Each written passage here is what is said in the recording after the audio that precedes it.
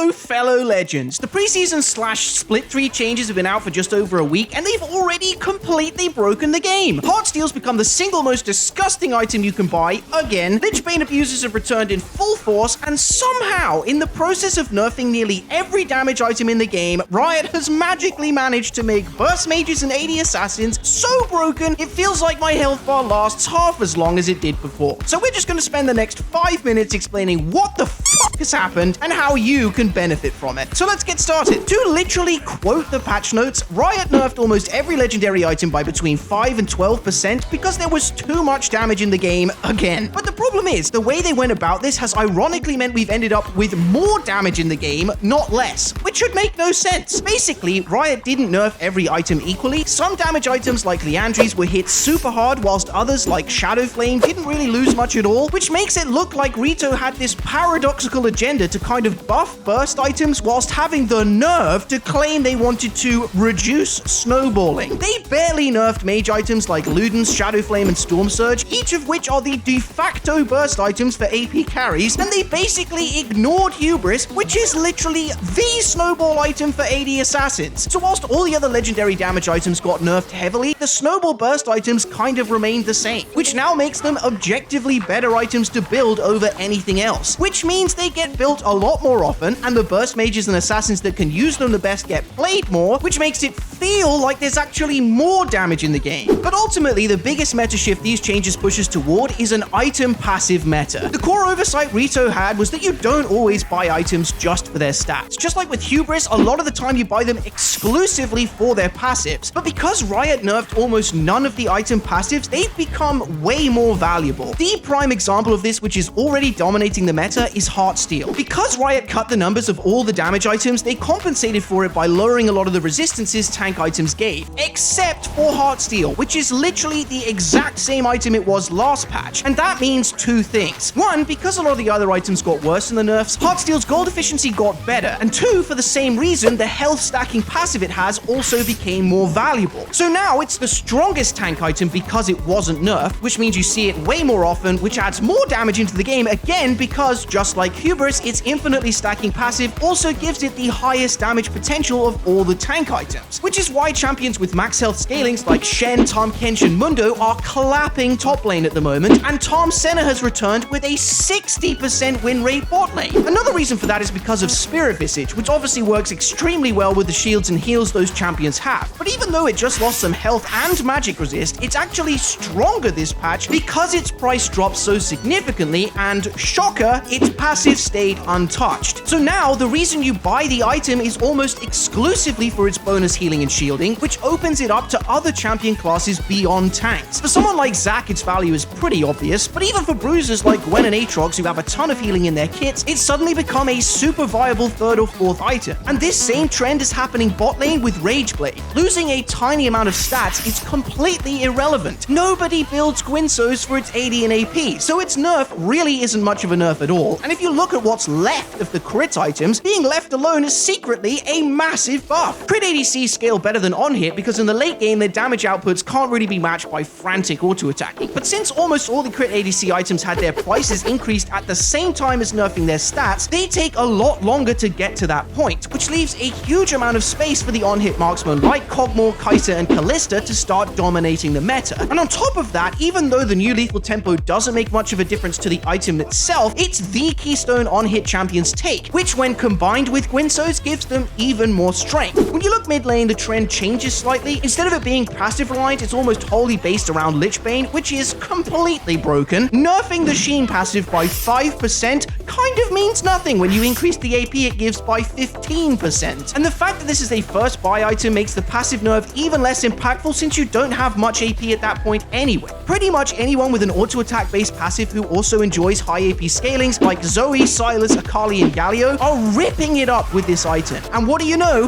Those are the same champions that build the burst items that didn't really get nerfed. Go figure. There are a couple of honorable mentions here. Trailblazer's move speed identity got nerfed pretty hard, but it also had a lot of the other stats stats it gave increased at the same time, which, unlike the other move speed options, means it's essentially getting compensated for the nerf. Dawncore and Malignance fall into the passive meta again. You only really bought Dawncore for the first light passive, and Malignance's value came from the ultimate haste and MR shred. And since neither passives have changed, but Dawncore got cheaper and Malignance had a minor stat reshuffle, when compared to the rest of the item nerfs, that's again a massive buff overall. And that's pretty much it. I do not know what Riot's been smoking recently, but they seem confused. But if you're confused and feel a little bit overwhelmed by all this, why don't you try our free AI drafting tool and coach? Nailed the shameless plug. Itero.gg uses machine learning to help pick the best champion for you specifically by taking into account your personal skill level, the enemy team composition, and your own team composition. So you always have the best chance of winning in every game. And it also gets you the best runes and items for that champion, so you don't ever need to read the patch notes. And did I mention it's free? The link is in our description. You're welcome. So until next time,